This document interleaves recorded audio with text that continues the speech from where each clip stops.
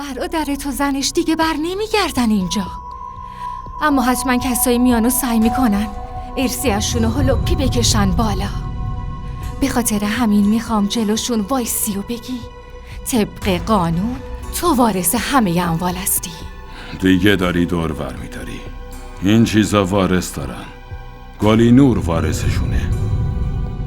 دارم بهت میگم همه چی مال اونه و ما فقط امانت داریم. تقدیر برادر تو بوده، این حقو داری. نور میخواد تنهایی با این خونه چیکار کنه؟ محض رضای خدا جهانگیر لطفاً به 2 دختر بخت برگشتت فکر کن. نورین، ازم میخوای آتیش جهنمو به جون بخرم؟ اصلاً بذار من آتیشو بخرم. تو تمام زندگی دنیا برام درست مثل آتیش جهنم بوده. الانم دیگه از هیچی نمیترسم. فقط میخوام دخترام همه چی داشته باشن، همه چی. میخوام دخترام به هر چی آرزو داشتن برسن.